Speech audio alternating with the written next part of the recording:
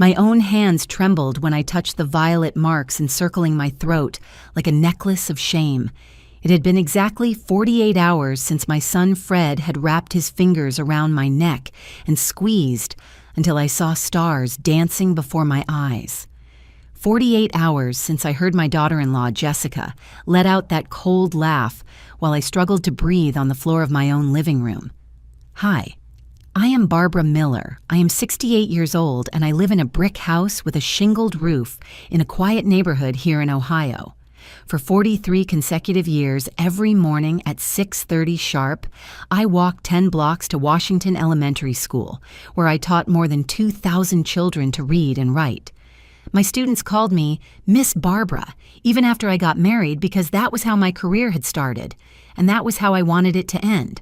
When I retired 3 years ago, I thought my moment of peace had finally arrived, my moment to wake up without an alarm clock, to sip my herbal tea slowly on the back patio while listening to the blue jays singing in the oak tree, my moment to knit blankets for my future grandchildren and watch soap operas without having to worry about grading notebooks until the early hours of the morning. But life had other plans for me. Plans that included becoming a prisoner within the same walls where I had dreamed of finding tranquility. Plans that would lead me to discover that my own son, the creature I carried in my womb for 9 months and raised with all the love a mother can give, was capable of trying to take my life with his own hands. The story I'm going to tell you today changed everything I thought I knew about family, about unconditional love, about the limits of what a mother can endure. It is a story that took me from the deepest humiliation to the most empowering moment of my existence. A story that taught me that even at 68, when many think there is no time for drastic changes, we can still surprise ourselves. When I look back, I can clearly see the signs I should have recognized much earlier. But when you are living a nightmare day after day, when the abuse becomes so gradual that it feels like the new normal, it is difficult to realize you are drowning until the water already covers your head completely. It all started in the most innocent way possible. Fred was 35 years old when he lost his job at the auto shop where he had worked for almost 10 years. The economic crisis had hit our town hard, and many small shops were closing or reducing staff. Fred was not the only one left without a job, but he was the one who took the longest to accept that he needed to look for alternatives. During the first months of unemployment, he and Jessica lived off the savings they had and the salary she earned as a sales associate at a clothing store in the mall. It was a modest income enough for a couple without children, but not to maintain the 2-bedroom apartment they rented downtown. Jessica had become part of our family 4 years ago when she and Fred decided to marry after dating for 2 years. She was a thin girl with long, dark hair and eyes that always seemed to be calculating something. She came from a family of market traders, hard-working but tough people, used to fighting for every dollar they earned. At first, my relationship with her was cordial but distant. She was not the type of daughter-in-law I had imagined for Fred. I dreamed of a warmer girl, more family-oriented, perhaps a teacher like me or a nurse, someone with a vocation for service. But Fred seemed happy with her, and that was what mattered to me. The first time they mentioned the possibility of coming to live with me was during a Sunday lunch in March of last year. Fred had been particularly quiet during the meal, barely touching the pot roast I had prepared, especially for him his favorite dish since childhood. "Mom," he finally said to me when we were having tea after lunch, "Jessica and I have been talking about something important." Jessica, who until that moment had been checking her cell phone, looked up and gave him a look I could not decipher. It was as if they had rehearsed that conversation many times before coming.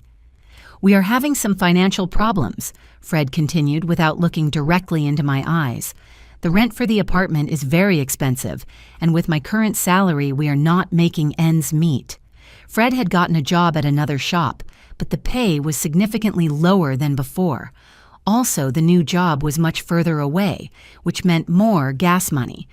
We thought that maybe if it is not a bother for you, we could stay here for a while, just until our financial situation improves. He finished finally looking up to meet my eyes. My first reaction was surprise, but it quickly transformed into a mixture of maternal compassion and a strange sense of usefulness that I had not felt since my retirement. My house was indeed big for one person. It had 3 bedrooms. Mine, the one that had been Fred's when he lived with me, and a third one that I used for storage, but that could easily become an additional living room. "Of course you can stay," I replied without hesitating too much. "This will always be Fred's house, and therefore yours too, Jessica. We are family." I vividly remember the smile that appeared on Jessica's face at that moment. It was a smile that reached her lips, but not her eyes. A smile that should have served as a warning of what was to come. But at that moment, I interpreted it as relief and gratitude. "Thank you so much, Miss Barbara," she told me with a sweet voice she would rarely use with me again. "I promise it will not be for long. As soon as things get better, we will move to our own place." Fred got up and gave me a tight hug, the kind of hug he had not given me since he was a teenager. "Thanks, Mom. I knew I could count on you." A week later, they arrived with their belongings in 3 taxi trips. They did not have many things. Some boxes of clothes, a small TV, a laptop, some books and magazines, kitchen utensils that Jessica insisted on bringing, even though I already had everything necessary. The first days were almost like a family honeymoon. They settled into Fred's room, which still kept some posters of football teams from his teenage years. Jessica organized her things in the closet with a meticulousness that initially seemed admirable to me. Fred seemed more relaxed than he had been in months, freed from the constant stress of expenses he could not cover. We established a routine that seemed to work for everyone. I got up early as I had done for decades and made breakfast. Fred left for the shop at 7:30. Jessica left for the store at 8. I spent the day doing the usual housework, tending my small vegetable garden in the backyard, reading, watching TV. In the evenings, when they returned from work, we had dinner together at the dining table. We talked about their jobs, about the news, about plans for the weekend. Fred seemed more communicative than he had been in years, telling me anecdotes about his coworkers, about the cars he fixed, about difficult customers. Jessica also participated in these conversations, although her contributions tended to be complaints about her boss, about demanding customers, about how hard it was to work standing up all day. I listened with genuine interest, happy to have young voices in my house again, happy to feel useful and needed. On weekends sometimes we went out to the farmer's market together or went to visit my sister Rachel, who lives in the next town over. They were moments that made me feel like we really were a united family, that my decision to accept them at home had been the right one. But as often happens with situations that seem too good to be true, this family harmony had an expiration date. The changes began subtly, so gradually, that at first I thought it was my imagination or my exaggerated sensitivity as an older woman. The first sign was the issue of housework. During the first few weeks, we all contributed in some way. Fred mowed the lawn on Saturdays and helped with the heavy grocery bags. Jessica occasionally washed the dishes or swept the patio, but little by little, these contributions became spaced out until they disappeared completely. The transition was so gradual that it is difficult to pinpoint exactly when it stopped being collaboration and became unilateral expectation. One day, Fred did not mow the lawn because he had a backache. The next week, because it had rained and the grass was wet. The third week, he simply did not mention it. And when I mowed the lawn on Sunday morning, he watched me from the window without offering help. With Jessica, the process was even more subtle. She started forgetting to wash the dishes she used for breakfast, leaving them in the sink for later. When she came home in the evenings, she always had some justification for not helping. She was very tired. Her feet hurt. She had to study for a course she had started taking online. "Miss Barbara," she would say to me with that smile that no longer reached her eyes, "I hope you do not mind that I leave these little plates here. It is just that I arrive so exhausted that I can barely stand up. How could I refuse? How was I going to look like the bad mother-in-law who does not understand the difficulties of a working daughter-in-law?" So I washed her dishes, picked up her things, cleaned the mess she left in the bathroom. Slowly, imperceptibly, I was becoming the unpaid maid of my own house.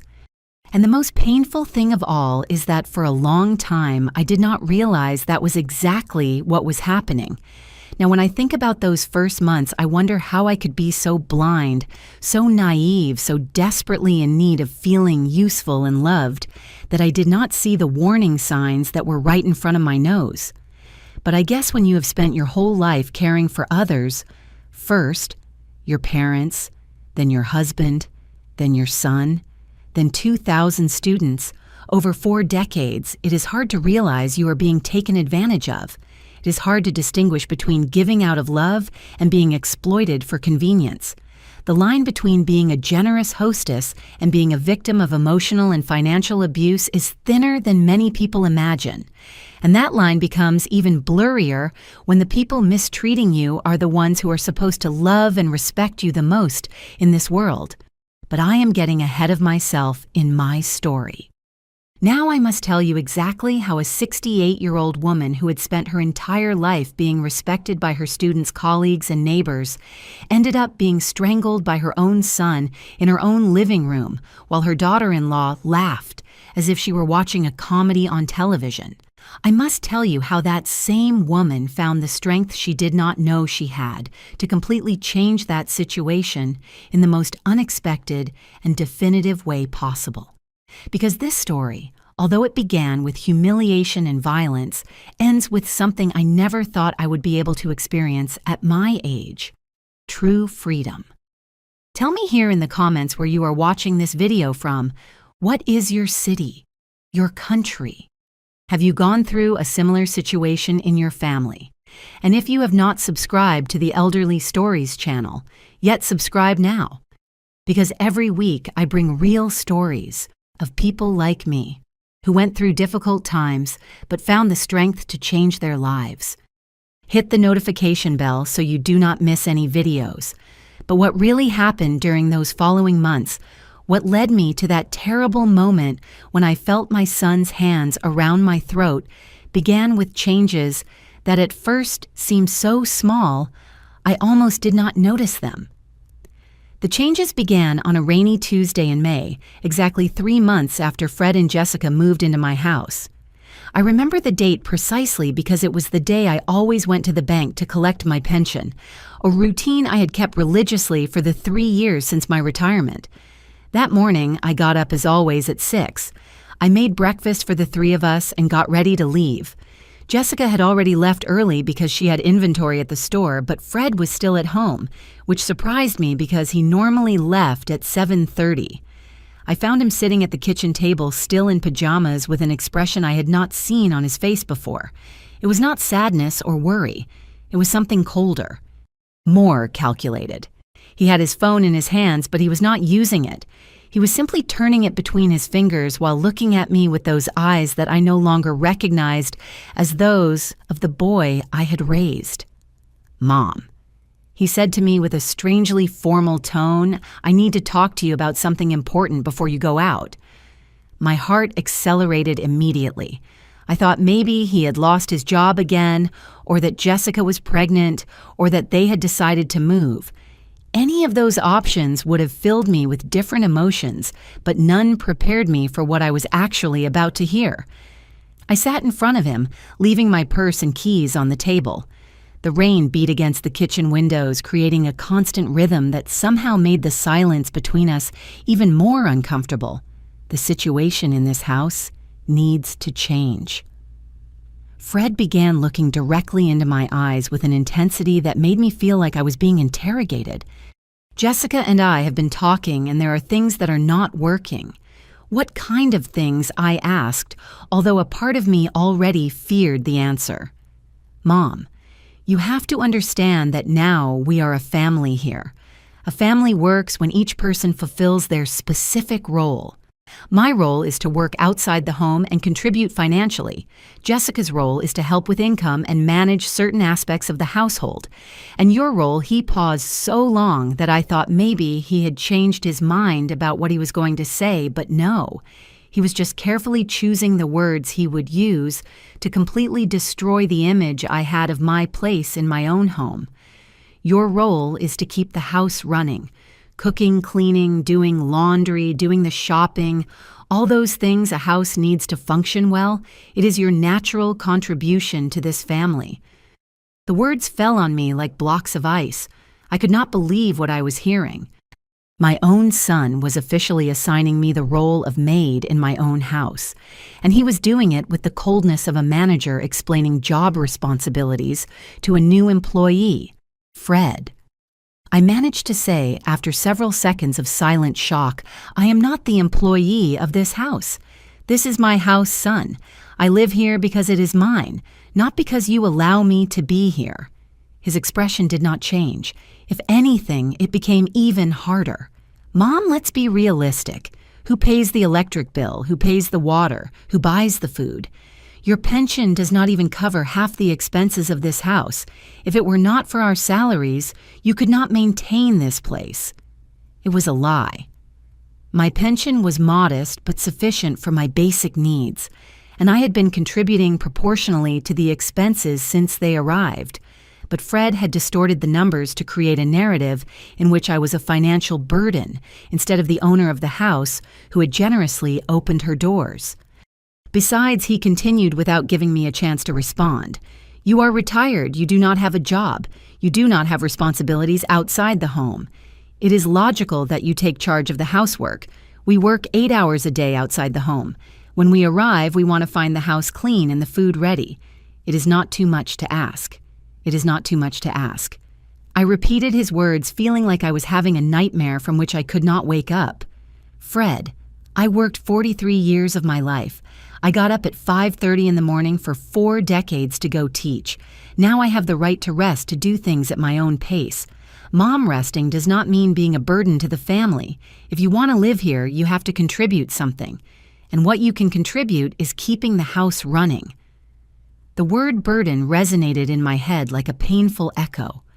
My own son had just called me a burden. Me who had raised him alone after his father died. Me who had worked double shifts for years to give him education and opportunities.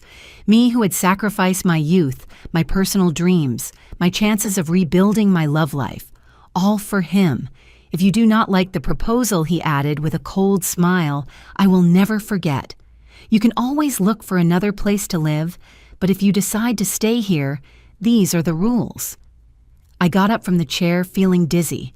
I could not fully process what I had just heard. I left the house to go to the bank as I had planned, but I walked through the streets like a zombie without really seeing anything around me. At the bank, while I waited in line to collect my pension, I tried to analyze rationally what had happened. Maybe Fred was going through a difficult time at work. Maybe the financial pressure had made him irritable. Maybe he just needed time to realize how unfair his proposal was. But when I returned home 2 hours later, I found evidence that Fred was completely serious. There was a handwritten list taped to the refrigerator door, a list of chores with my name at the top. Mom's responsibilities, the title said, written in Jessica's handwriting. Below was a detailed list. Monday, laundry, clean bathrooms, prepare special lunch. Tuesday, general house cleaning, ironing, grocery shopping. Monday, Wednesday, clean windows, organize closets, prepare special dinner. And so it went day by day until Sunday, which included deep cleaning of the whole house and meal prep for the following week. I stood in front of that list for several minutes, reading it over and over again, trying to convince myself it was some kind of cruel joke. But it was not a joke. It was a work schedule, like the ones we used at school to organize student activities. I tore the list off the refrigerator and went straight to Fred's room. I knocked on the door harder than I intended. Fred, I need to talk to you right now. He came out of the room with an annoyed expression as if I were an annoying salesperson interrupting his nap. What is this? I asked him, waving the list in front of his face. It is exactly what it says. It is Mom, an organization of the tasks you are going to do. Jessica was kind enough to write it down so you do not forget anything. Jessica made a chore list for me in my own house. Yes, Mom. Jessica is very organized with these things. She thinks that if she has everything written down, it will be easier for you to remember what to do each day. The humiliation of knowing that my daughter-in-law had the audacity to make a chore list for me, as if I were a new employee needing instructions, was almost as painful as my son's betrayal in allowing it. Fred, I am not going to follow this list. I am not your employee. I am your mother, and this is my house. His expression changed drastically. The mask of patience fell off, revealing a coldness that scared me. Mom, we already talked about this morning. If you want to stay here, these are the conditions. If you do not like them, you know where the door is. That night, when Jessica returned from work, she was waiting for me in the living room. I wanted to hear from her own lips the justification for that list. Jessica, I told her as calmly as I could, I need you to explain why you made a chore list for me. She sat on the sofa with the comfort of someone who feels completely like the owner of the place. She did not even look ashamed or uncomfortable. Oh, Miss Barbara, do not get like that. It is just to organize ourselves better. A house does not maintain itself right. And since you have all the time in the world, I have all the time in the world because I earned it working 43 years. I interrupted her. Well, yes, but that time has passed. Now you are retired and we are working. It is natural that the person who is at home takes charge of things around the house. Fred appeared from the kitchen with a beer in his hand, as if he had been waiting for this conversation to make his triumphal entry. Mom Jessica is right. You cannot live here as if you were a guest in a hotel. We all have to contribute in some way. Contribute. But this is my house. I am giving you a roof. I am sharing my space. Your house, which you could not maintain without our financial help. Fred cut me off. Mom, be realistic. Without our salaries, you would have to sell this house or go live in a nursing home. Those words were like a slap in the face. A nursing home. My own son was threatening to send me to a nursing home if I did not accept being his free maid. Besides, added Jessica with that fake smile, I was starting to hate. It is not so terrible, just normal house chores. Any housewife does them every day. I am not your housewife. I am the owner of this house. On paper, maybe said Fred with a tone that froze my blood. But in practice, this house runs on our money, and whoever puts up the money makes the rules. That night, I could not sleep. I stayed awake until 4 a.m, turning that conversation over in my head. How had I reached this point? How had I raised a son capable of treating me that way? Where had I gone wrong, but more importantly, what was I going to do about it? The following days were a nightmare of gradual humiliations. Fred and Jessica began to implement their system of rules with an efficiency that suggested they had been planning it for a long time. Every morning after they left for work, I found little notes stuck all over the house. Mom, today I need you to wash my work uniform and leave it well ironed for tomorrow. Miss Barbara, you forgot to clean the bathroom mirror yesterday. Please do it today. Mom, last night's food was very salty. Be careful with that. Every note was like a small stab of authority. They had become my supervisors, and I had been demoted to the role of maid with constant performance evaluations. But the most painful thing was not the tasks themselves. I had been doing housework all my life, and I did not mind cleaning or cooking. The painful thing was the attitude, the way they spoke to me as if I were an employee. They could scold if I did not meet their expectations.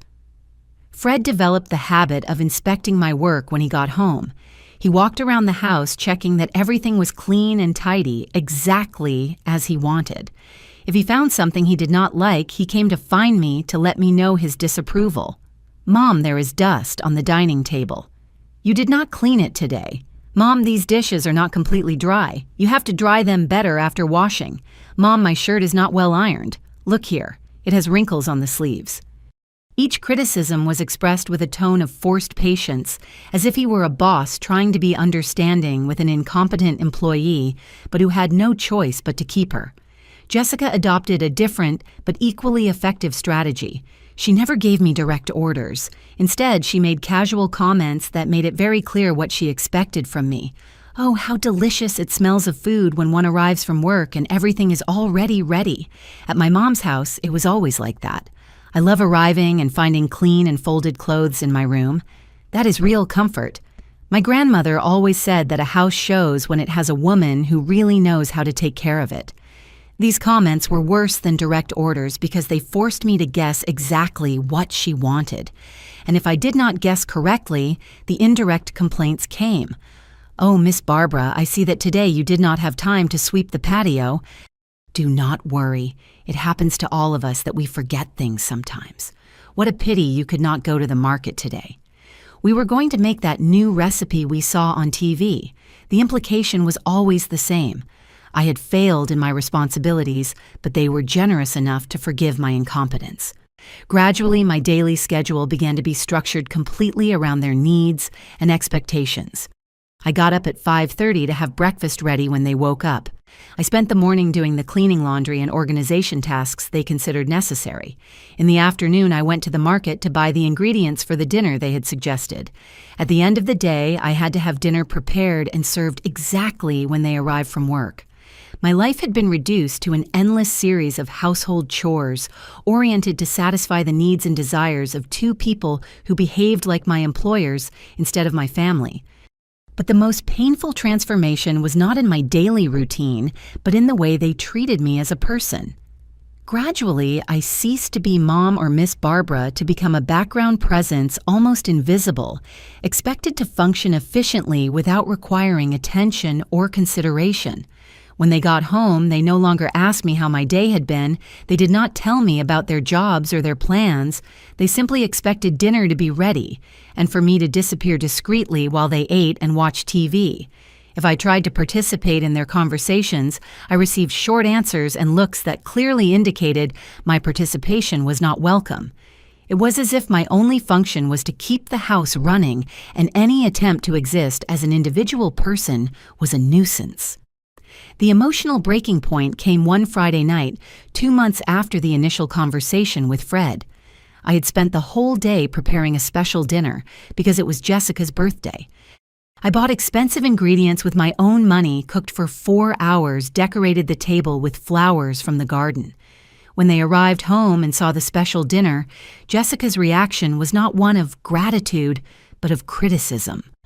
"Oh, Miss Barbara, why did you bother so much?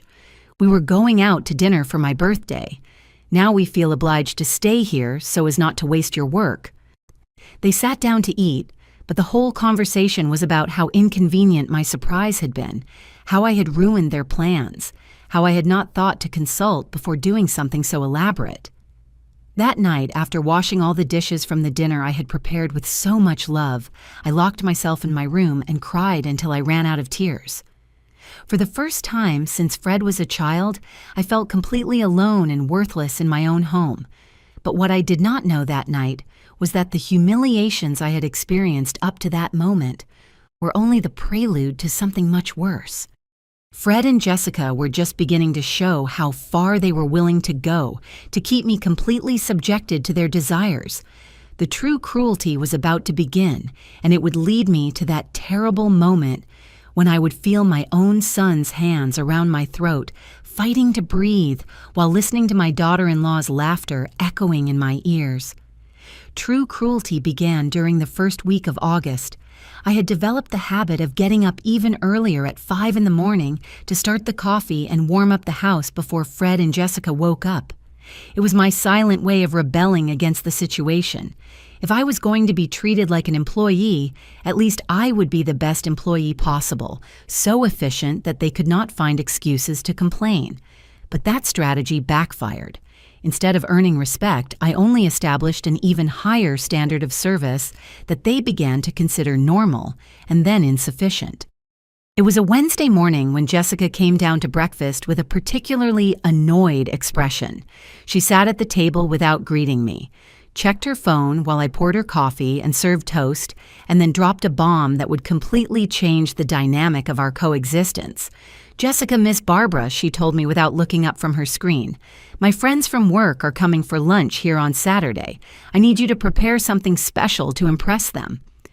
My first reaction was genuine surprise, not because it bothered me to cook for visitors, but because it was the first time I heard about this plan. How many friends, I asked, trying to keep a neutral tone? 6, maybe 7, if Mary can come. I want to do an elegant lunch, something that shows we know how to live well. Fred, who until that moment had been eating in silence, looked up to add his own contribution to the conversation. Mom, this is the kind of thing we talked about when we said you had to contribute more to the family.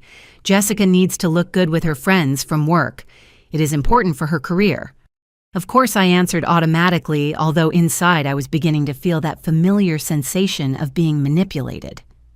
What kind of food did you have in mind? Jessica's eyes lit up with an emotion I had not seen since her first days in my house. She straightened in her chair and began to talk with the enthusiasm of someone who had been planning this for a long time. Well, I thought of an appetizer, main course, and dessert.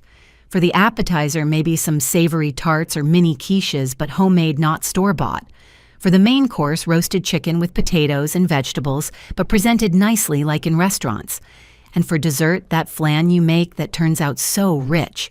It was a menu that would take me at least 6 hours to prepare, not counting shopping time.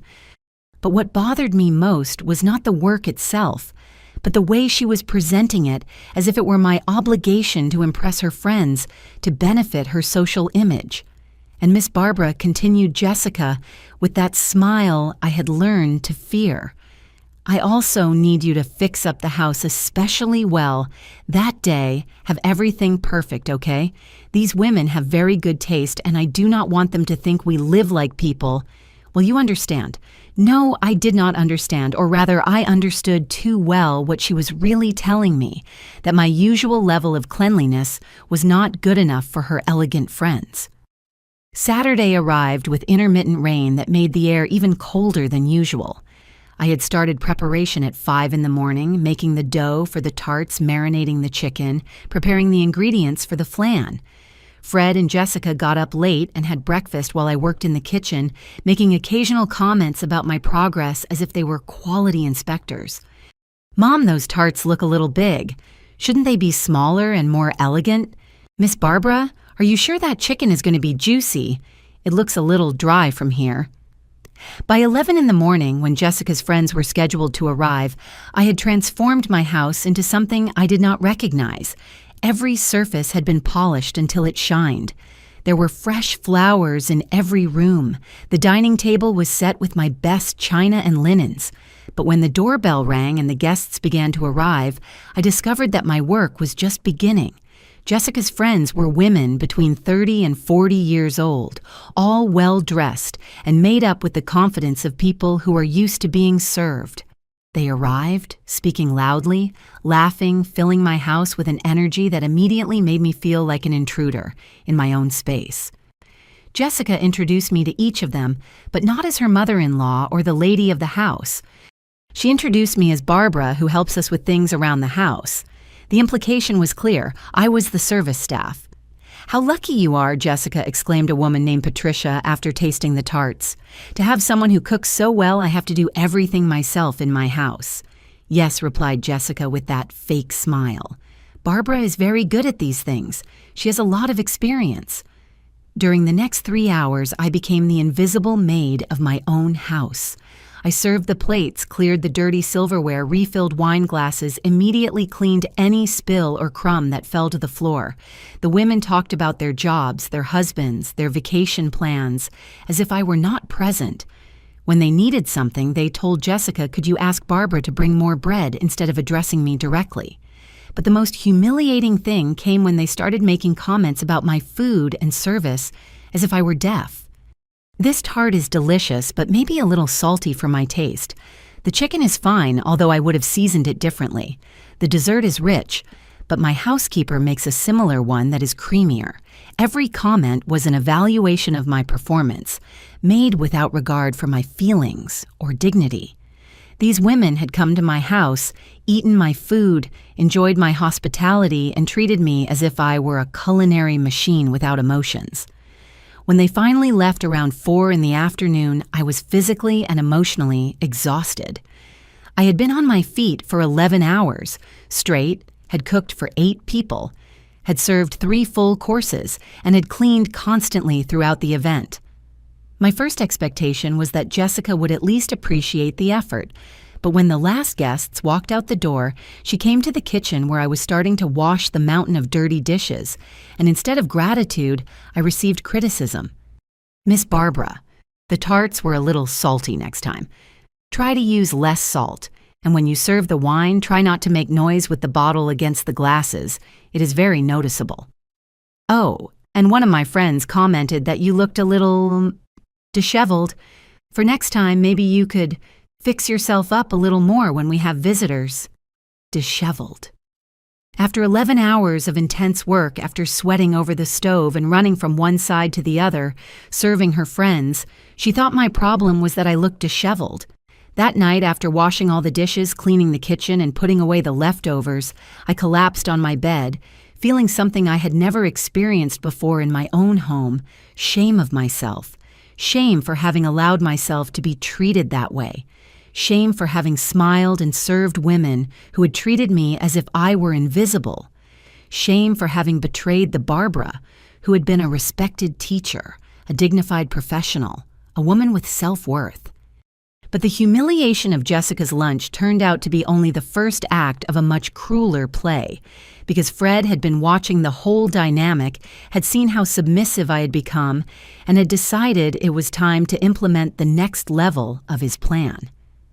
The following Monday, when I arrived in the kitchen at 5 in the morning, as I had been doing for months, I found another list taped to the refrigerator. But this one was not like the previous ones. This one was much more detailed, more specific, and more humiliating. "New rules for the operation of the house," the title said, written in Fred's handwriting. The list included things like 1.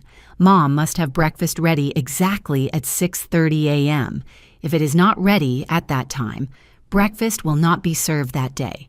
The house must be completely clean before 9 a.m. every day. This includes vacuuming, mopping, cleaning bathrooms, and making beds. 3.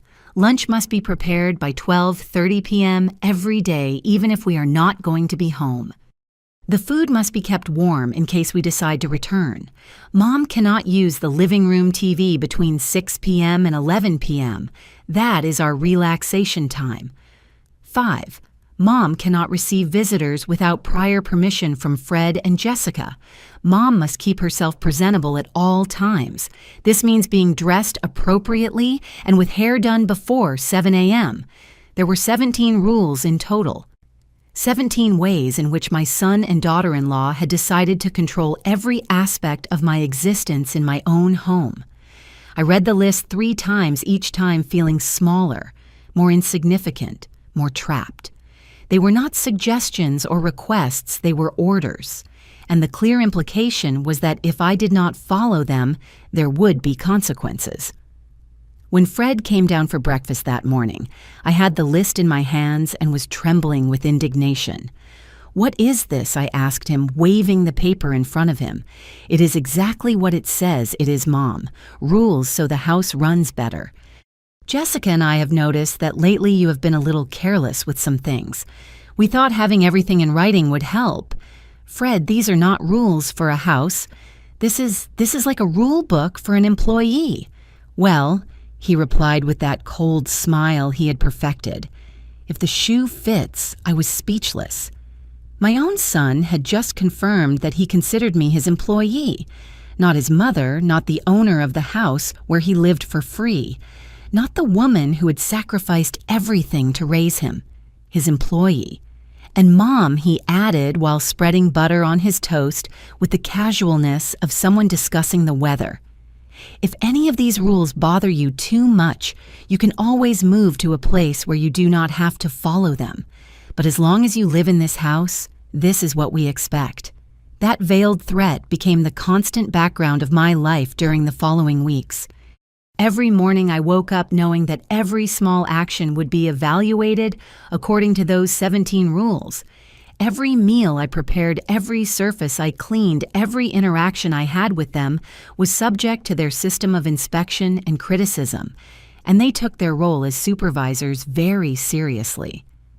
Fred developed the habit of making inspection rounds when he arrived from work, walking through the whole house with an air of authority that reminded me of the inspectors from the Department of Education who occasionally visited my school.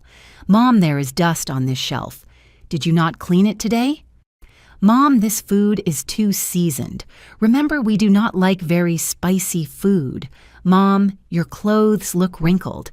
Did you not read the rule about keeping yourself presentable?" Jessica adopted a more subtle approach but equally effective. She made casual comments that clearly referenced the rules without mentioning them directly. "Oh, how nice to arrive home and find everything perfectly clean." It shows when someone really follows an organized system. "I love that the food is always ready exactly on time." That shows true professionalism. It is so nice to have the house quiet in the evenings, each person in their space, without bothering each other. Every comment was a reminder that my behavior was being monitored and evaluated constantly. I could not relax even for a moment because any deviation from their expectations would result in criticism or worse, in threats of expulsion. Gradually, I began to develop physical symptoms of constant stress. My hands developed a slight tremor, which was especially noticeable when serving tea or writing. I started having frequent headaches, especially in the afternoons after a full day of walking on tiptoes around their demands. My sleep patterns became erratic. I woke up several times each night worrying about the next day's tasks, mentally reviewing the list of rules to make sure I had not forgotten anything. Some nights I got up at 3 in the morning to check that the kitchen was completely clean, terrified that Fred would find some problem during his morning inspection. But the most painful change was not physical, but emotional. Gradually, I began to lose the sense of who I was as a person. For 43 years, I had been Miss Barbara, respected by her colleagues, loved by her students, recognized in her community as an educated and dignified woman. Now I was simply Mom, the maid of my own house, whose only value lay in her ability to keep the house running, according to other people's specifications. I stopped looking in the mirror because I did not recognize the woman reflected there. It was a hunched woman with deep dark circles, with the constantly anxious expression of someone living in a state of permanent alert. It was a woman who had learned to walk silently, to speak in a low voice, to make herself invisible, to avoid conflict. My few friends who still visited me occasionally began to comment on my personality change. "Barbara, you look very tired lately. Are you okay, Barbara? Before you were so talkative. Now you barely speak when I come to visit." But I could not explain to them what was happening. How could I admit that my own son had turned me into his servant? How could I confess that I had lost control of my own life in my own home? The shame was too great, the humiliation too deep. So I lied.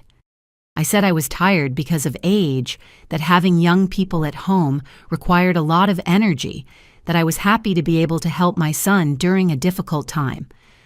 Lies that sounded noble and maternal, but hid a much darker reality. The straw that broke the camel's heart came during the second week of October, when temperatures began to rise.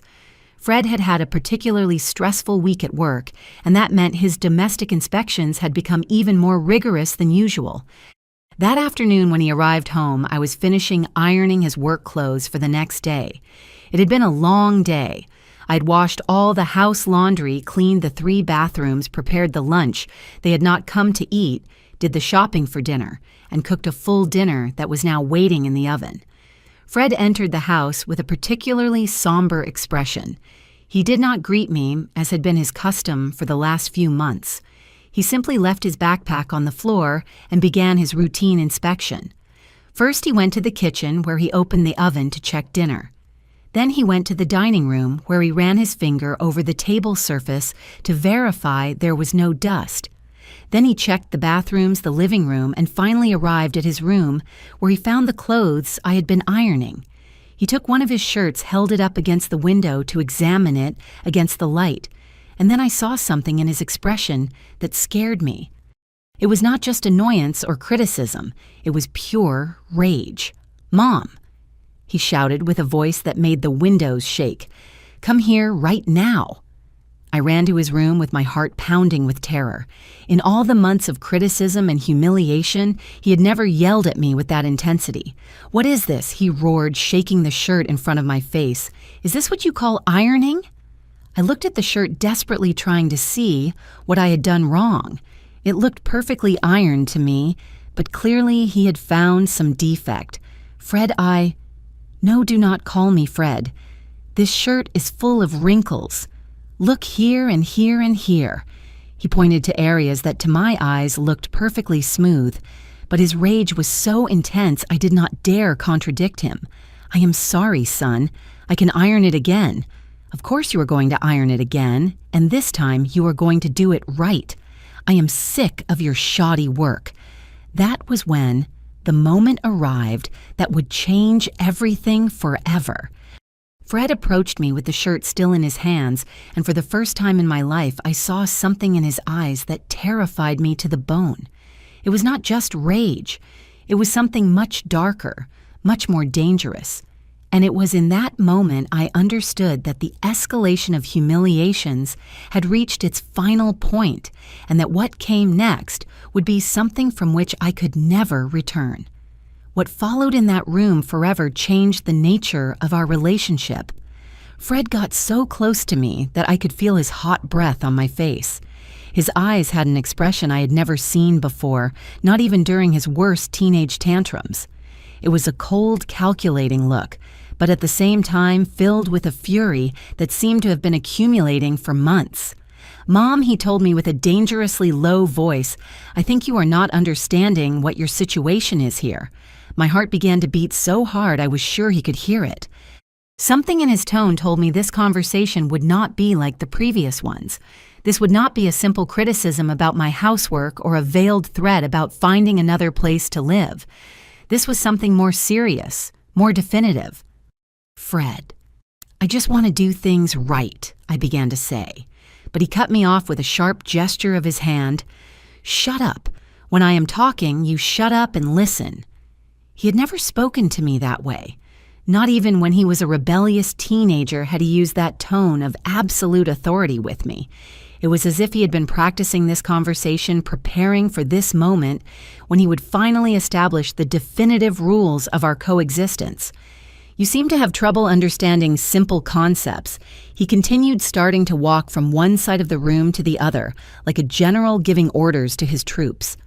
"So I am going to explain it to you one more time, but this time I want to be completely sure you understand." He stopped in front of me and bent down slightly so his eyes were level with mine.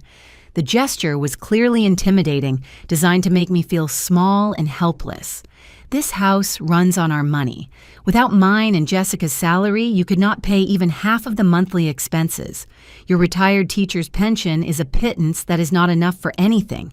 Is that clear so far?" I nodded silently, although deep down I knew he was exaggerating our financial contribution.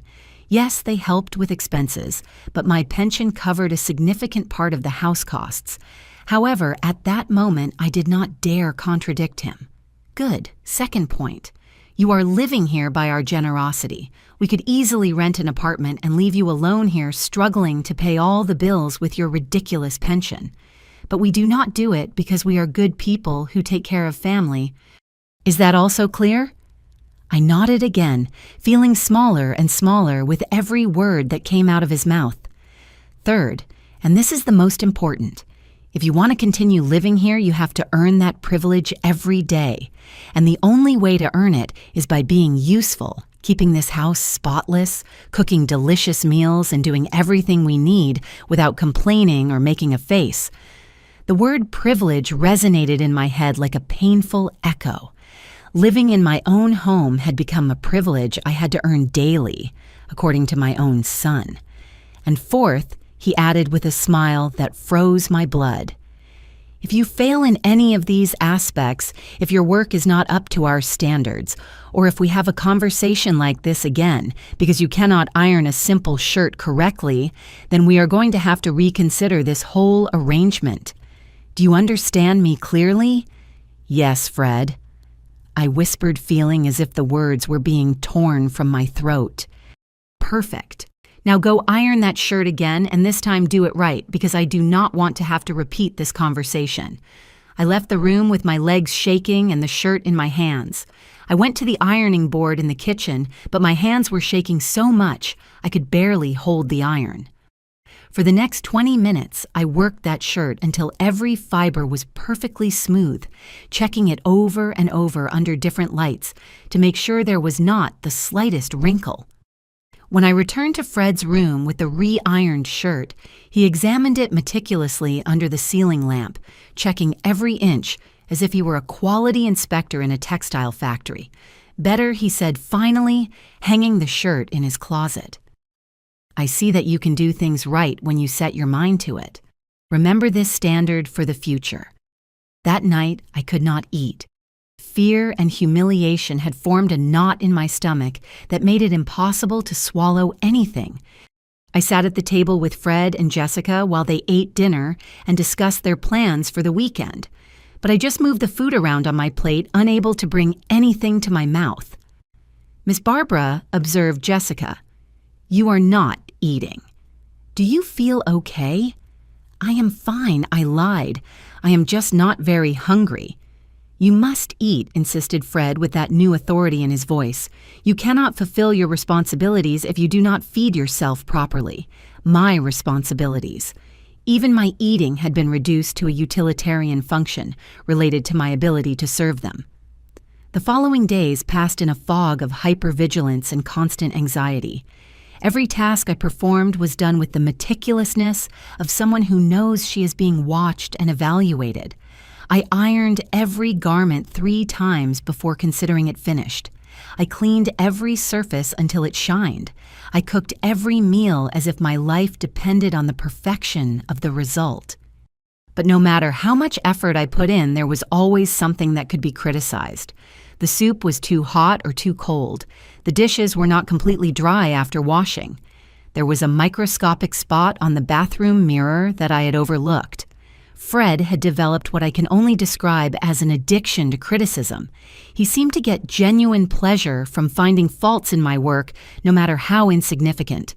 And every criticism came accompanied by a reminder of what would happen if my performance did not improve. "Mom, this rice is a little sticky. I hope tomorrow you remember to cook better because we are not going to tolerate low-quality food indefinitely. Mom, you forgot to clean the base of the toilet. These little details matter if you want to keep this house in acceptable condition. Mom, your clothes look wrinkled again. We already talked about the importance of keeping yourself presentable." Jessica had adopted a role of assistant supervisor that in some ways was even more humiliating than Fred's direct criticisms. She made apparently casual comments that were actually evaluations of my performance. Oh, how delicious the kitchen smells when someone really knows how to season food correctly. I love arriving home and finding everything so well organized. It shows when someone puts real effort into their work. It is a blessing to have someone at home who understands the importance of small details. Every compliment was actually a subtle way of reminding me that my value as a person depended entirely on my ability to maintain their satisfaction with my housework. But the most painful thing was not the constant criticism, but the way they had managed to convince me that I deserved it. Gradually, I began to internalize their standards as my own. When I found a small imperfection in my work, I felt genuinely guilty, as if I had failed not only them, but myself. I developed a self-criticism routine that was even more rigorous than their inspections. Every night before going to bed, I mentally reviewed everything I had done during the day, looking for mistakes, planning how I could improve the next day. I had become my own harshest supervisor. The few times I managed to do something they considered exceptional, the feeling of relief and satisfaction was so intense it had become addictive. I lived for those rare moments when Fred said, "Good job, Mom," or when Jessica commented that the food was perfect. Those small recognitions had become the only source of self-esteem I had left. My outer world had shrunk until it almost completely disappeared. I stopped receiving friends because there was always some urgent task to do. I stopped going to church on Sundays because that was the day designated for weekly deep cleaning. I stopped reading, listening to music, doing any of the activities that used to give me pleasure. My identity as Miss Barbara the teacher, the educated woman, the person with her own thoughts and interests had been systematically eroded until the only thing left was my function as the house maintainer. It was as if I had forgotten that I was ever anything other than an unpaid maid. The final break came during the last week of October, on a day that had started like any other, but would end up changing everything forever. It was a Friday, and I had spent the week preparing for another lunch Jessica had organized this time to celebrate a coworker's birthday. I had spent 2 days cooking elaborate dishes, decorating the house, making sure everything was perfect according to the increasingly high standards they had established. The lunch had gone well. The guests had praised the food. The house looked spotless, and for once it seemed Jessica was genuinely satisfied with my work. After the last guests left, I was in the kitchen washing the mountain of dishes and utensils left over from the event. Fred arrived from work earlier than usual, apparently in a good mood because of some positive news he had received at the shop. He entered the kitchen, whistling a tune I did not recognize, and for a moment I thought maybe he would congratulate me on the success of the lunch. Instead, he went to the refrigerator, grabbed a beer, and started telling me about his plans for the weekend. He and Jessica had decided to go visit her family in Chicago and would be gone until Sunday night. "Mom," he told me. "While opening his beer, we are taking advantage of the fact that we will not be here, so you can do a complete cleaning of the whole house. I want everything to be perfect when we return on Sunday. And when I say perfect, I mean every corner, every surface, every detail must be spotless." I nodded automatically, although inside I felt a familiar pang of resentment. After 2 intensive days preparing lunch, the prospect of spending a whole weekend cleaning the house from top to bottom exhausted me just thinking about it. "Also," continued Fred, "I need you to wash and iron all our clothes for next week and reorganize our closet because it is a little messy. Oh, and clean the windows on the outside too because they look dirty." The list kept growing for the next 10 minutes. By the time he finished, he had added enough tasks to keep me busy all weekend without a moment of rest. "And Mom," he added almost as an afterthought, "we do not want you to receive visitors while we are away. We need to know that you are going to be focused on your work, not distracted with unnecessary socializing." That restriction was the straw that broke the camel's back. Not only had they turned me into their unpaid maid, but now they also controlled my social life, deciding when and with whom I could interact. "Fred," I said, surprising myself by using a firmer tone than I had used in months, "I think you are asking too much. I also need time to rest." The silence that followed was deafening. Fred stood motionless with the beer halfway to his mouth, looking at me as if I had said something completely incomprehensible. Slowly, he lowered the beer and turned to look directly at me. "Excuse me," he said with a dangerously calm voice. "Are you telling me you are not going to do what I ask?" I am not saying that I replied quickly, already regretting having spoken. I am just saying that maybe we could distribute the work differently. Mom Fred interrupted me, and something in his tone made my blood freeze. "I think we need to have another serious conversation." Jessica appeared in the kitchen doorway at that moment as if she had been waiting for this confrontation. She leaned against the door frame with her arms crossed, clearly preparing to enjoy the show. "Sit down," Fred ordered me, pointing to a chair at the kitchen table. I sat obediently, feeling like a child about to be scolded for bad behavior. "It seems you have forgotten some important things we discussed a few weeks ago." Fred began, starting to walk around the table as he spoke. "Specifically, it seems you have forgotten your place in this house and what your responsibilities are." "Fred, No," he roared with an intensity that made me jump in the chair. "Do not speak when I am speaking." The volume of his voice was so sudden and so violent that I was paralyzed with shock. In all the time I had known him, he had never yelled at me with that fury. "You are going to listen to what I have to say, and you are not going to interrupt even once, is that clear?" I nodded, feeling tears forming in my eyes. Good, now I am going to remind you of some basic truths that you seem to have forgotten. First truth: this house is maintained with our money.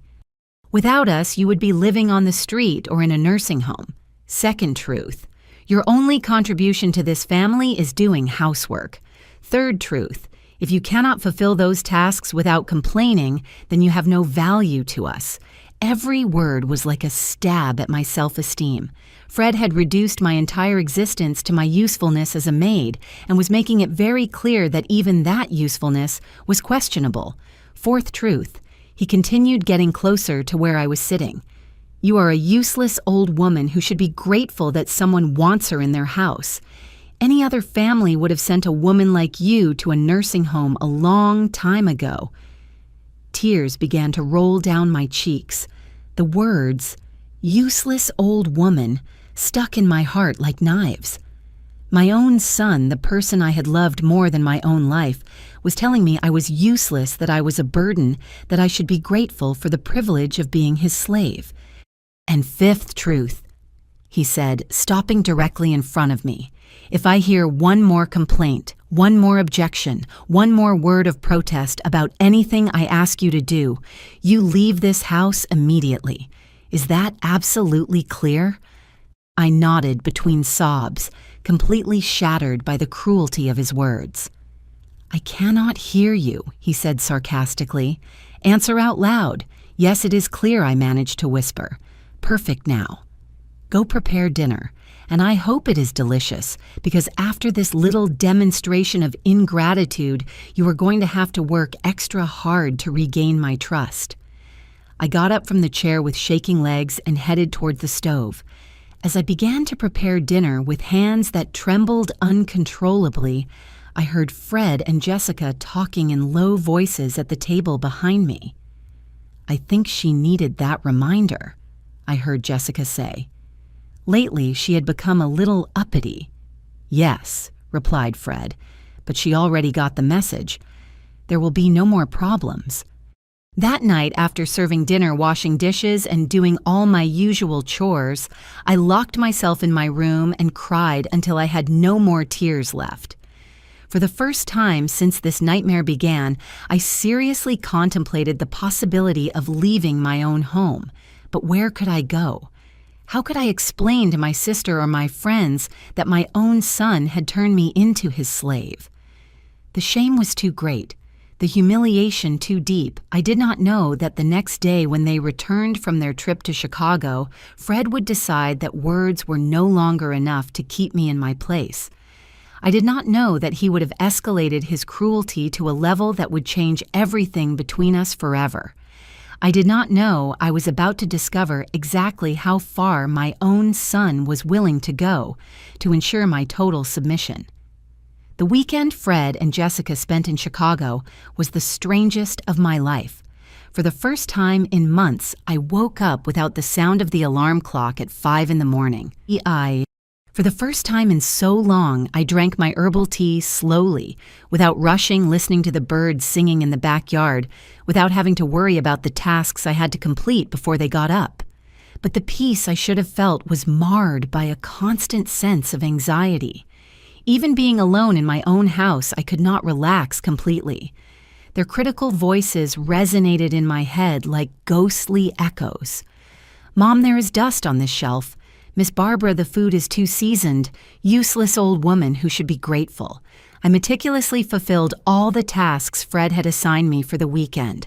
I cleaned every surface of the house until it shined. I washed and ironed all their clothes with the care of someone preparing a bridal trousseau. I reorganized their closet according to a system I hoped they would find satisfactory. But as I performed each task, something began to change inside me. Maybe it was the temporary solitude. Maybe it was the accumulated exhaustion of months of constant humiliation. But I began to see my situation with a clarity I had not had before. I saw myself from the outside, a 68-year-old woman with 4 decades of successful professional career, crawling around her own house like a maid terrified of losing her job on Sunday afternoon. When I was finishing cleaning the exterior windows as Fred had ordered, my neighbor, Mrs. Rose, approached over the fence that separated our yards. "Miss Barbara," she said to me with an expression of concern, "I haven't seen you for weeks. Is everything okay?" It was a simple question, but it took me by surprise. When was the last time someone had asked me how I was as a person, not as a domestic worker? "I am fine, Rose," I answered automatically, although my voice sounded strange even to me. "You do not look well," insisted Rose, studying my face with those penetrating eyes older women develop. "You look different, thinner, more tired. And why are you cleaning windows on a Sunday afternoon? Wasn't that the day you always reserved for resting?" Rose's observation hit me like a bucket of cold water. She was right. Sundays used to be my sacred day of rest, when I stayed in pajamas until late, read novels, cooked something special just for myself. When had I lost that? When had I allowed my day of rest to become another work day to satisfy other people's demands? It is just that I have visitors this week and I want everything to be perfect.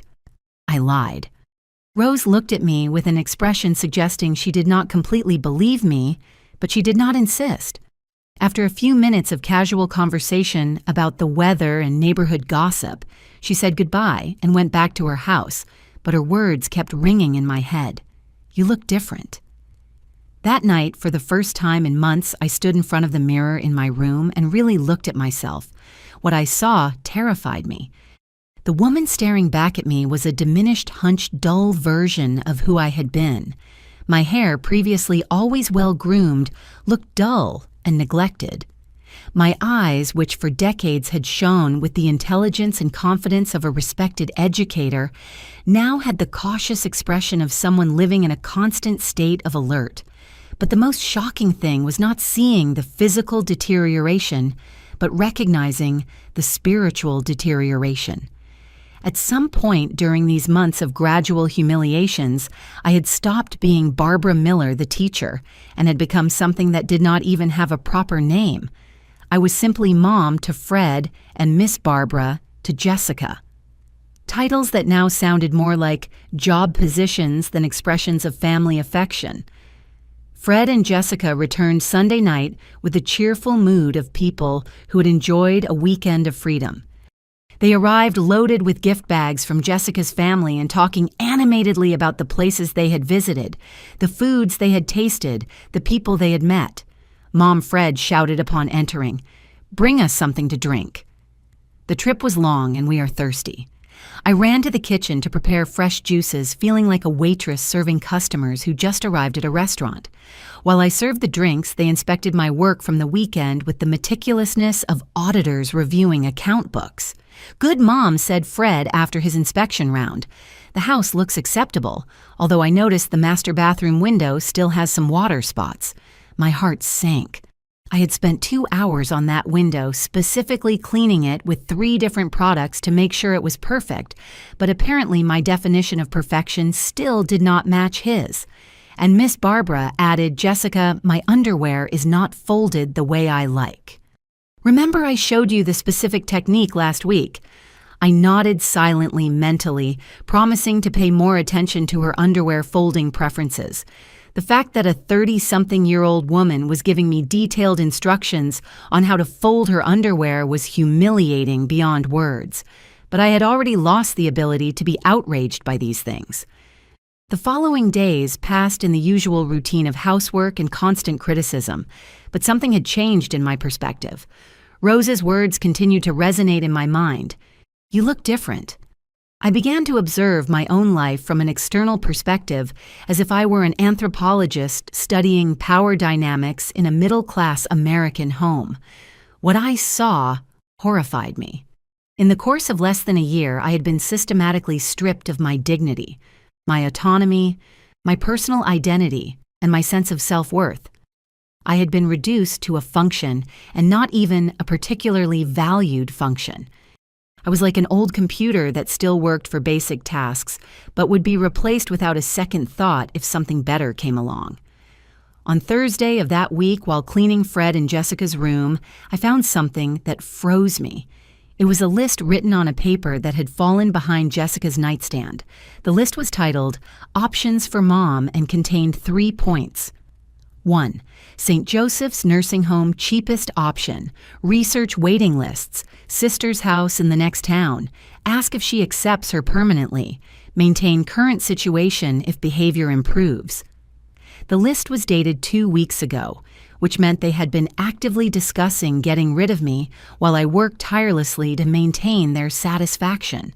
All my effort, all my submission, all my renunciation of my personal dignity, and they saw it simply as one option among several, probably not the preferred one.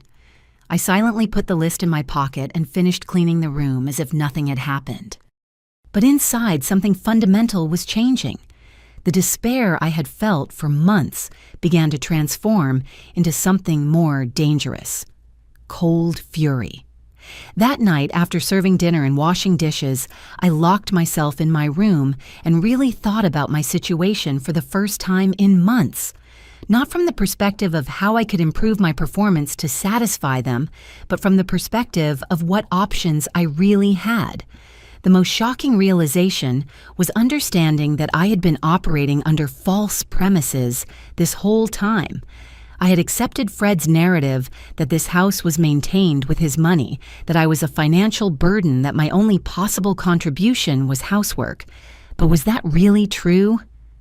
That early morning, with more mental clarity than I had had in months, I did something I had not done in a long time. Simple math. I calculated my actual expenses versus my retirement income and realized something surprising. My pension was more than enough to maintain the house if I lived alone. The huge expenses Fred constantly mentioned were largely the result of maintaining 2 additional people with expensive tastes and consumption habits I had never had. More importantly, I began to remember something that had been suppressed under layers of psychological manipulation. This house was mine not by Fred's grace, not conditionally, not as a privilege that could be revoked. It was mine by absolute legal right inherited from my mother, with deeds bearing my name and only my name. This revelation was like waking up from a dream. For months, I had been living in my own house as if I were a tolerated tenant, grateful for the privilege of cleaning and cooking for people who treated me like an unpaid maid. But the legal reality was completely different. They were the ones living in my house by my generosity. Friday morning, after Fred and Jessica left for work, I did something I had not done in months. I left the house without leaving a note explaining where I was going or when I would return. I walked to the downtown area and went directly to the notary office, where the inheritance papers had been processed when my mother died.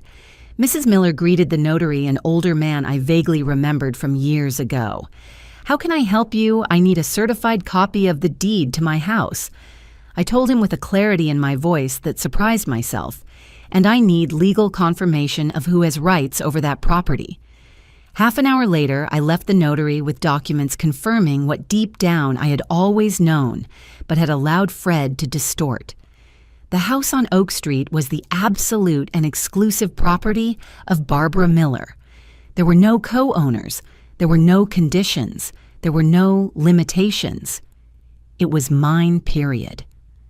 Walking back home with the documents in my purse, I felt something I had not experienced in months: power.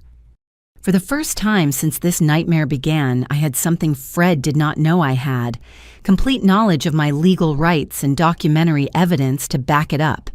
But I also knew that having legal papers would not be enough. Fred had shown he was capable of sophisticated psychological intimidation and brutal emotional manipulation. If I simply showed him the papers and asked him to change his behavior, he would probably find new ways to maintain control. I needed a more definitive plan.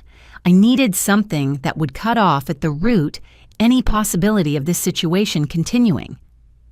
During the weekend, while performing my usual household chores under the constant critical supervision of Fred and Jessica, I began to carefully plan every detail of what I would do. It would not be an emotional confrontation or an argument that could be manipulated. It would be a cold and legal execution of my rights as owner.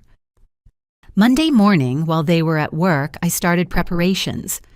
First, I went to the bank and transferred all my savings to a new account I opened only in my name. Then I visited a lawyer specializing in real estate law to confirm exactly what my legal options were to end an unwanted living situation. Madam explained the lawyer, a young but competent man, as the exclusive owner of the home. You have absolute right to decide who lives there. You can give a reasonable deadline for people to leave, and if they do not do so voluntarily, you can start a legal eviction process, which is considered a reasonable deadline for family members, usually 30 days, but in cases of serious conflict, it can be less. Even 24 hours is legally acceptable if there are justified circumstances.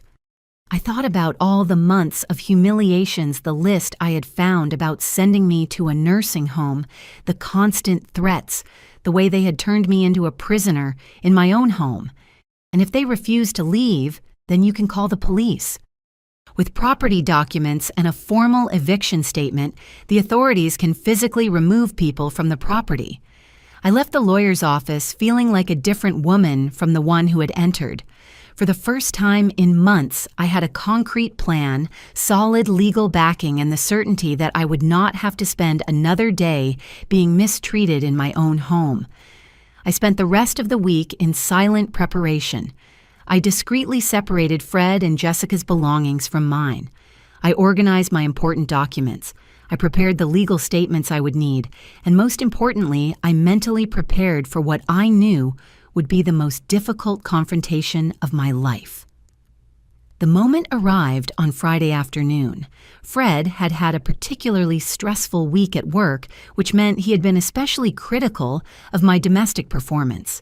That afternoon, when he returned home, he found a particularly trivial pretext to unleash his accumulated frustration. I had prepared roast chicken for dinner, using the same recipe I had successfully used dozens of times. But that night, Fred decided the meat was dry and tasteless, and that it was evidence my cooking was deteriorating with age. "Mom," he told me with that dangerously calm voice I had learned to fear, "I think we need to have another serious conversation about your performance here." "My performance," I repeated. And for the first time in months, there was something in my tone that was not automatic submission. Fred noticed the change immediately. His eyes narrowed as he studied me, trying to assess if I was openly challenging him. "Yes, your performance. Your work in this house has been consistently mediocre lately. The food is poorly seasoned, the cleaning is not at the level we expect, and your attitude." "My attitude?" I interrupted, surprising myself by speaking before he finished.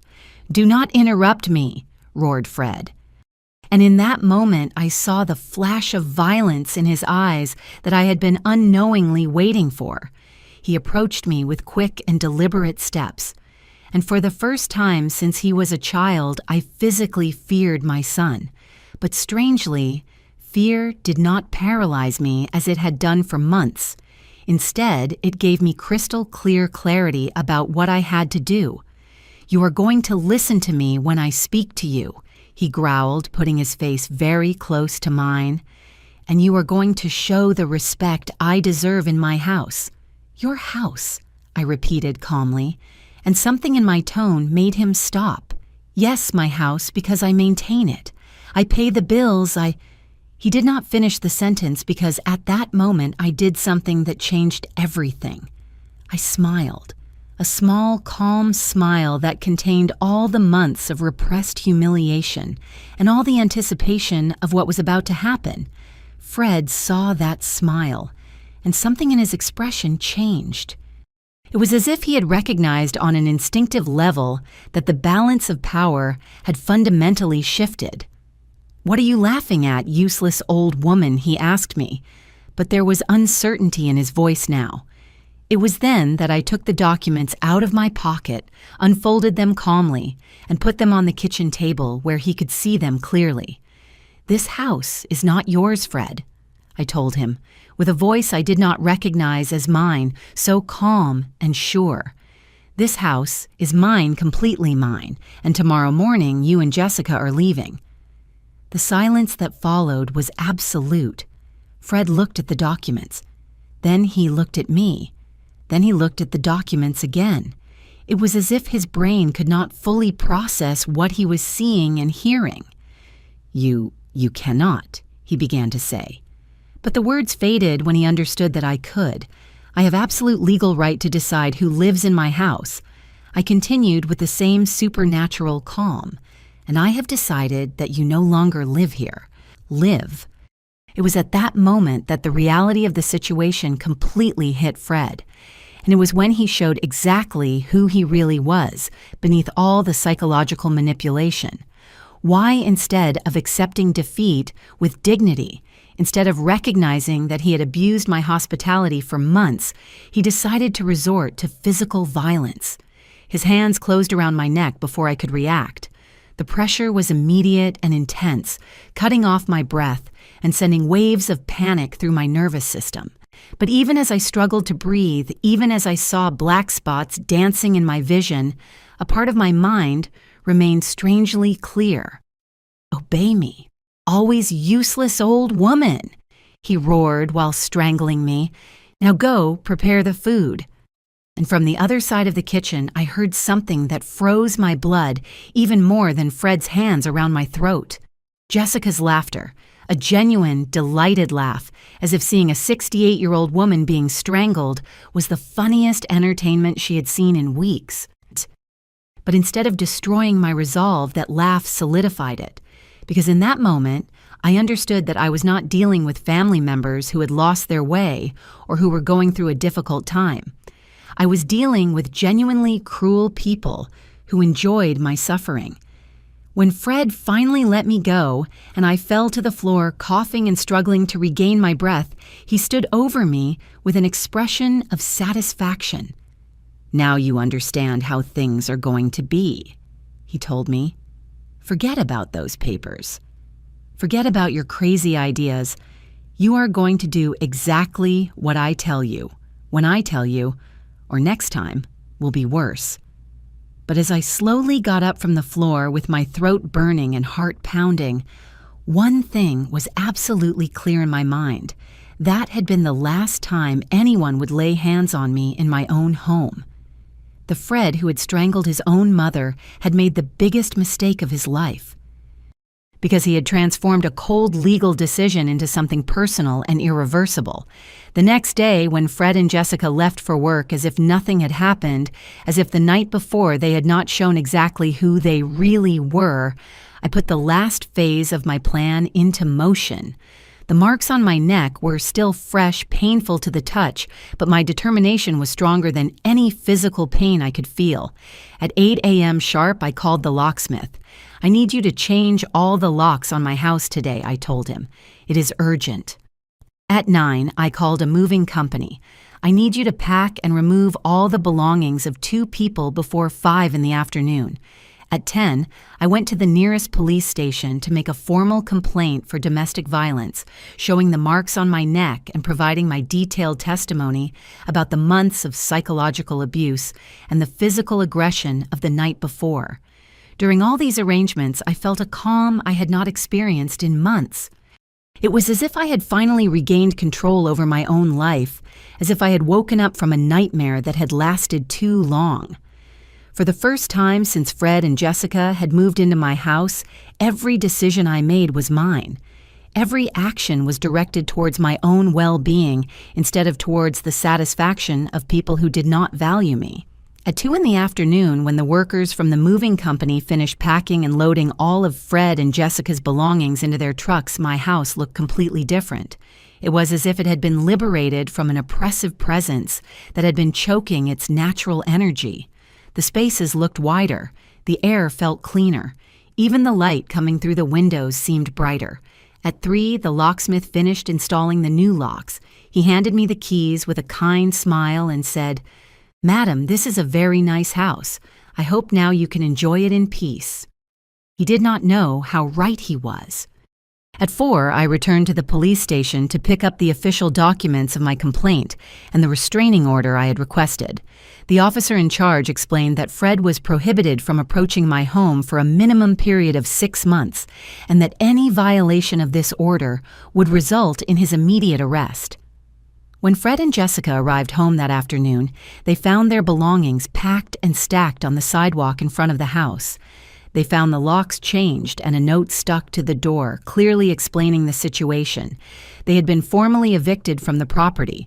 There was a police complaint against them for domestic violence, and any attempt to enter the house or contact me would result in immediate legal consequences. I heard Fred's screams from inside the house. I heard when he pounded on the door, when he shouted threats, when Jessica cried and begged, but I did not open the door. I did not respond to their screams. I did not give in to the emotional manipulation they had perfected for months.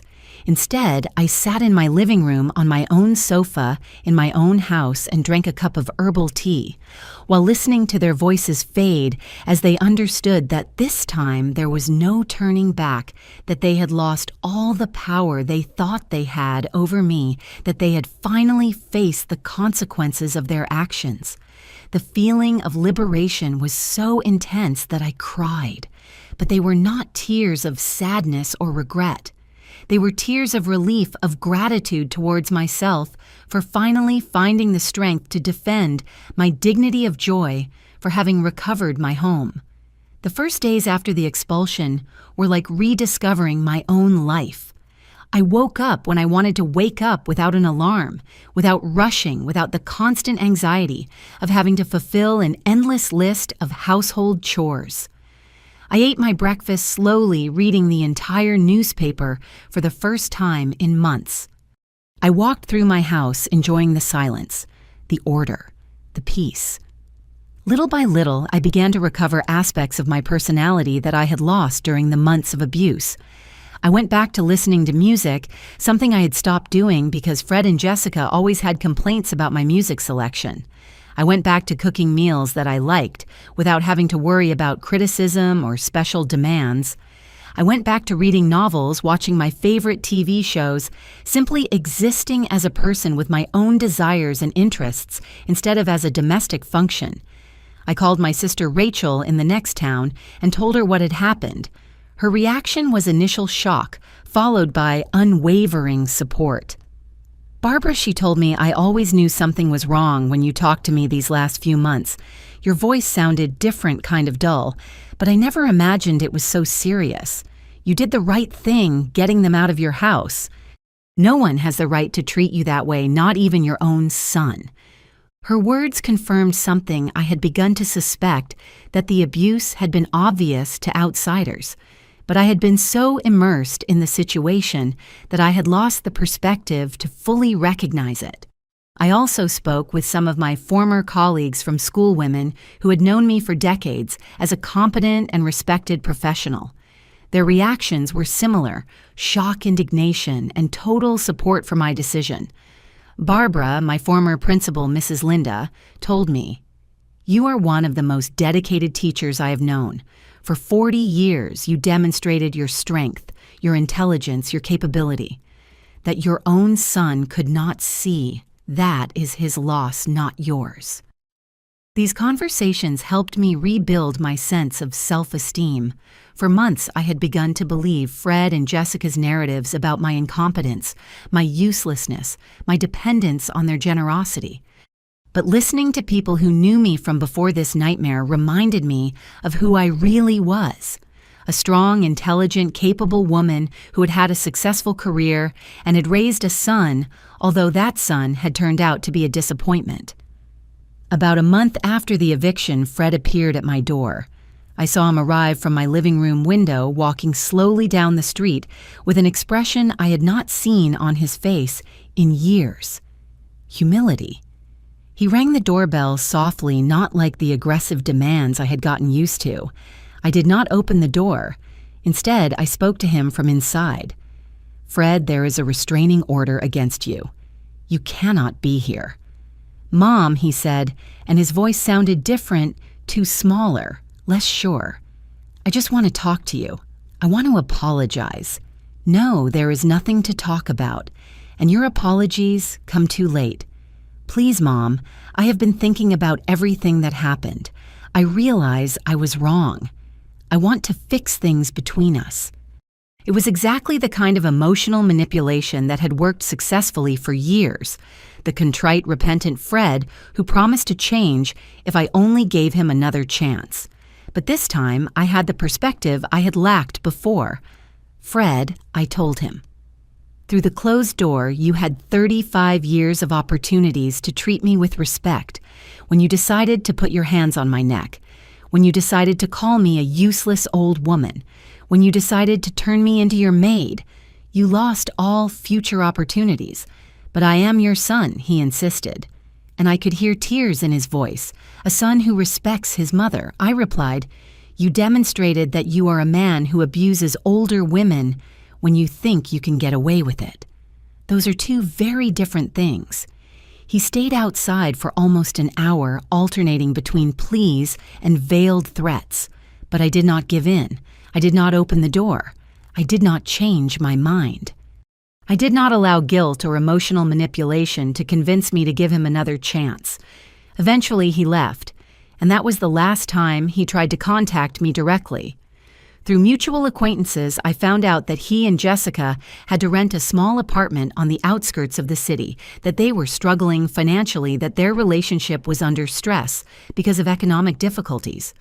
Part of me felt tempted to feel sorry for them, but I reminded myself that they were experiencing the natural consequences of their own decisions. Today, 6 months after recovering my house, I can honestly say that I am happier than I have been in years. My life is quiet, orderly, peaceful. I get up when I want, eat what I want. I watch what I want on TV. I have visitors when I feel like it. I go out when I feel like it. And I live according to my own schedule instead of according to other people's demands. I have reconnected with friends I had lost during the months of isolation. I have returned to participate in church and community activities. I have started teaching adult literacy classes at the community center, using the skills I developed during my career as a teacher. More importantly, I have recovered my sense of personal dignity. I no longer walk with hunched shoulders. I no longer speak in a low voice for fear of disturbing someone. I no longer live in a state of constant alert, waiting for criticism or demands. The most important lesson I learned from this experience is that it is never too late to defend your own dignity. No matter how old you are, no matter who is mistreating you, you always have the right and the responsibility to say enough. You always have the power to change a situation that is not tolerable, even when that situation involves the people closest to you. I also learned that family abuse can be incredibly subtle and gradual. It did not start with physical violence. It started with small disrespects, constant criticism, and the gradual erosion of my personal boundaries. By the time it reached physical violence, I had already been conditioned to accept levels of mistreatment that would have been unthinkable at the beginning.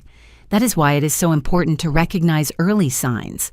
When someone begins to control your time, when they begin to constantly criticize your work or your appearance, when they begin to isolate you from your friends and activities, when they begin to make you feel guilty for having needs or desires of your own.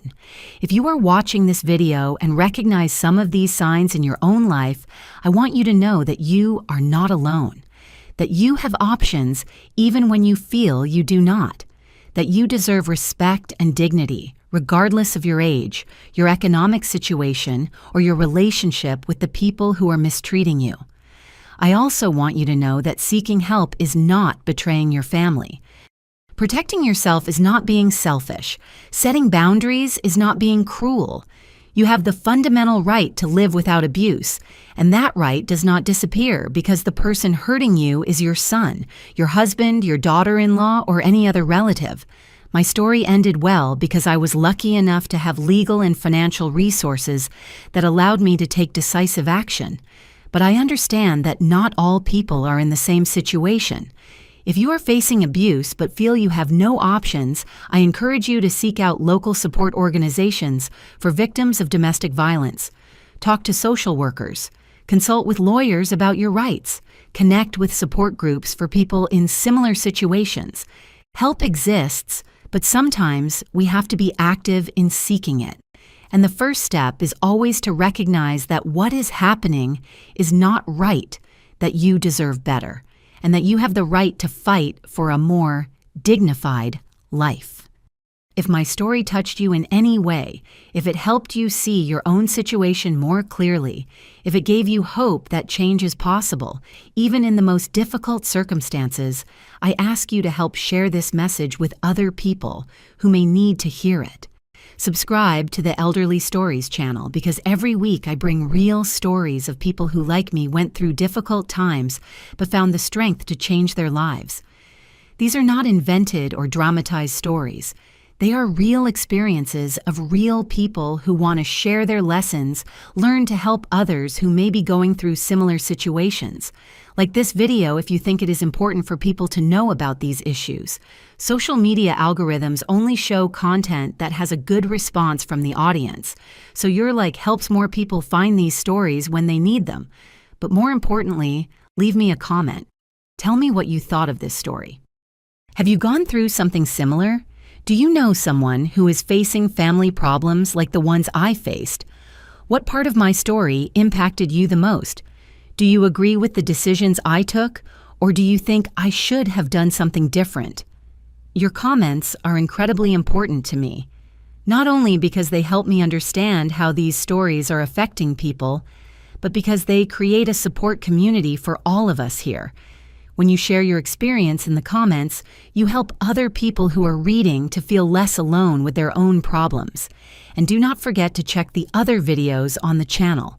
We have stories about all kinds of difficult situations, problems with adult children, marital conflicts, economic difficulties, health problems, loss of loved ones. There is wisdom in every story lessons that can be applied to many different life situations. If this channel is helping you in any way, if these stories are making a difference in your life or in the life of someone, you know you can also support us through thanks.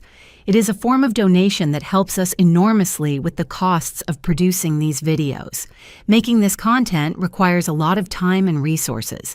I have to investigate each story carefully, write the scripts, record the videos, edit them, and upload them. There are also costs for equipment, software, and other technical expenses that are necessary to maintain the quality these important stories deserve. Every contribution through thanks allows us to keep the channel running and continue bringing daily videos with real stories that can inspire, educate, and help people who are facing their own challenges. Your support makes it possible for us to continue sharing these experiences that otherwise might remain in silence.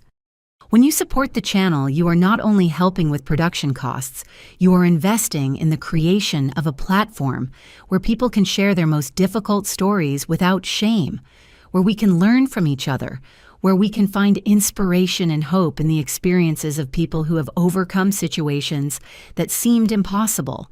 Every dollar you donate goes directly to improving the quality of the videos, to being able to dedicate more time to researching and writing these stories, and to expanding the reach of the channel so that more people can find the support and inspiration they need. Remember, you are never alone in your struggles. There is always someone who has gone through something similar. There are always lessons to learn. There is always hope for the future. My story began with humiliation and abuse, but ended with dignity and freedom. Your story can also have a different ending than seems possible now.